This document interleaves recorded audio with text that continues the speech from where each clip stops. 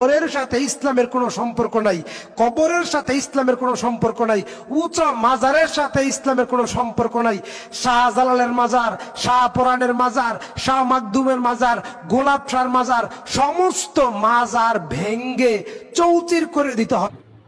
শয়তান আধারে থাকে না, শয়তান বট গাছ আর তেঁতুল গাছে থাকে না, শয়তান নারীদের কালো চুলের ভিতরে থাকে না, শয়তান থাকে মানুষের অন্তরে।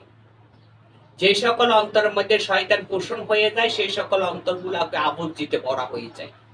এই আবর্জিত অন্তরে শয়তান, যে আবর্জিত অন্তরে শয়তান থাকে, তারা কোরআন কিতাব যতই পড়ুক না কেন, এরা সবসময় আপন ঘরের পরিবারের নিকটের থেকে শুরু করে ধার্মিকতার ভিত্তিতে ওলিয়া উলের বিরুদ্ধে গীবত করতে থাকে।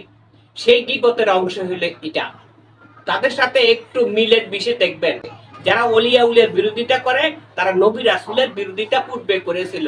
কোন এক সময় আবু ওয়াক্বা, যখন যে জামানার মধ্যে রাসূলুল্লাহ সাল্লাল্লাহু আলাইহি সাল্লামে হায়াতে জিন্দেগিতে মানুষের মধ্যে কলমার দাওয়াত দিয়েছিলেন, ইসলামের বাণী শুনিয়েছিলেন, কোরআনের বাণী শুনিয়েছিলেন, সেই সময়ের মধ্যে বিরোধিতা করেছিল। ঘোর বিরোধিতা করেছিল আবু ওয়াক্বা। আবু ওয়াক্বা অবশেষে রাসূলুল্লাহ সাল্লাল্লাহু আলাইহি সাল্লামকে পেরেশানিতে পালানোর জন্য তিনাকে বলল, তুমি যদি আল্লাহর বন্ধু হয়ে থাকো তবে তুমি আসমানের পূর্ণিমা চাঁদটাকে 2 খণ্ড করে দেখাও। যখন আসমানের চাঁদটাকে 2 খণ্ড করে দেখাইলো, কয়টা এটা সত্য হয় নাই, যাচাই করে দেখতে হবে, দেখি এলাকার মধ্যে সবাই দেখছে কিনা। এখন এলাকার মধ্যে সবাই দেখছে, এলাকার মধ্যে সবাই দেখার পরেও অস্বীকার করতেছে, বলতেছে এটা জাদু। যাদেরকে আমি সংগ্রহ করেছি তারা জমিনের জাদু জানে আর মুহাম্মদ আসমানের জাদুও জানে। তাহাদের বংশধর যারা রয়েছে তারা ওলিয়া উলের বিরুদ্ধে, মাজারের বিরুদ্ধে গবেষণা করতেছে। এই আবু ওয়াক্বার পরে আসছে আব্দুল ওয়াহাব। এই আব্দুল ওয়াহাবে আয়েশা বলছে যে কি, নবীর রাউজা আব্দুল ওয়াহাবের দলেরা আব্দুল ওয়াহাব সহ অন্যান্যরা যারা রাসূল বিরোধিতা করেছে, একযোগ হয়ে রাসূলের রওজা ভাঙার জন্য নির্দেশ করা হয়েছে। যখনই প্রশ্নমুখী হয়েছে তখন বলছে রাসূলই বলেছেন হায়াতে জিন্দেগিতে আলীকে বলেছিলেন উঁচা উঁচা কবরগুলা ভেঙে দেওয়ার জন্য। আর রাসূলেতে উঁচা উঁচা কবরগুলা ভেঙে দেওয়ার জন্য বলেছিলেন, সেটা কোন কবর? ইহুদিরা যে বিরোধিতা করেছে সেই বিরোধিতা খ্রিস্টানে করে নাই। ইহুদিরা যে বিরোধিতা করেছে তার চেয়ে জঘন্য বিরোধিতা করেছে মুসলিম সমাজের নামদারি মুসলমানেরা। এই নামদারি লেবাসদারি মুসলমানেরা আজকে তারা বলতেছে মাজার ভাঙার জন্য, গোলাপ শাহ মাজারকে ভাঙার জন্য সিদ্ধান্ত এরশাদ সরকারের জামানায় নেওয়া হয়েছিল। এইরকম মৌলবীদের চক্রে পড়ে এরশাদ সরকার এই মাজার ভাঙতে যাইয়া 3 দিন চেষ্টা করে মাজার ভাঙতে পারে নাই। মাজার ভাঙবেন, চাপা থাকবে না, বাঁকা করে দিব। কারণ আল্লাহ নিজে বলেছেন, যারা আমার বন্ধু বিরোধিতা করবে আমি আল্লাহ তাদের বিপক্ষে দাঁড়িয়ে যুদ্ধ ঘোষণা করব। কথাবার্তা যা বলতেছেন অন্তত কোরআনের ভিতরে থেকে বলবে।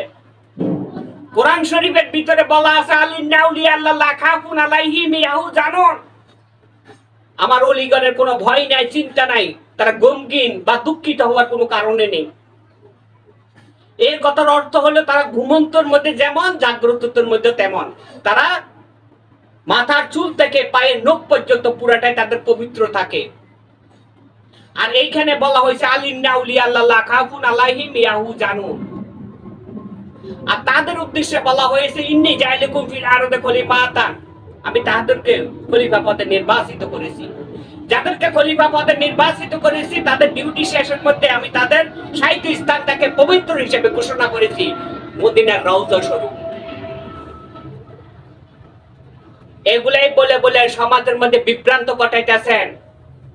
আপনারা সেই দলের সদস্য। প্রিয় বন্ধুগণ, যারা এই ভিডিও দেখতেছেন আমারটা এবং এই আলেমেরটা, এটাকে আলেম বলাটাই অন্তত আমার মুখে মানায় না। যে ব্যক্তি বলেছে এখানে কোনো ইসলাম নেই, অথচ যারা ইসলাম এনেছে তাদেরকে অস্বীকার করতেছে, তারা আল্লাহ অস্বীকার করতে কোনো দ্বিধা থাকবে না, তারা রাসূল অস্বীকার করতে কোনো দ্বিধা থাকবে না। তারা সবসময় ক্ষমতার পিছনে পিছনে দৌড়ায়, তারা সবসময় নিজেকে সাজাইতে চায়, কখনো রাসূলকে সাজাইতে জানে না। তারা ওলিয়া উলিয়াকে ভালোবাসতে জানে না, তারা মানুষকে ভালোবাসতে জানে না। তারা শুধু কোরআনের তর্জম দেয়, কোরআনের সুর দিয়ে ব্যবসা করে জীবন কাটায়। সুতরাং আমি বলবো প্রিয় বন্ধুগণ, সরলে মনে যারা রয়েছেন, ধর্ম বিশ্বাসে যারা রয়েছেন, কোরআনের বিশ্বাসে যারা রয়েছেন, আল্লাহ বিশ্বাসে যারা রয়েছেন, রাসূল বিশ্বাসে যারা রয়েছেন, প্রয়োজনে আপনারা যাচাই করে দেখবেন কার কথাগুলো সত্য, কার কথাগুলো মিথ্যা। ধর্ম কখনো বাহির জগতে বাস করে না, ধর্ম যার যার হৃদয়ে থাকে, ইসলাম যার যার অন্তরে থাকে। ইসলামের অপর নাম হলো শান্তি। যেখানে শান্তি আছে সেখানে রাসূলের আদর্শ আছে, যেখানে রাসূলের আদর্শ আছে সেখানে রহমত আছে, যেখানে রহমত আছে সেখানে মানুষের মধ্যে মুক্তির ব্যবস্থা আছে, যেখানে মুক্তির ব্যবস্থা আছে সেখানে জান্নাতের পরিচয় আছে, যেখানে জান্নাতের পরিচয় আছে সেখানে আল্লাহর পরিচয় আছে। সকলের প্রতি সালাম, আসসালামু আলাইকুম।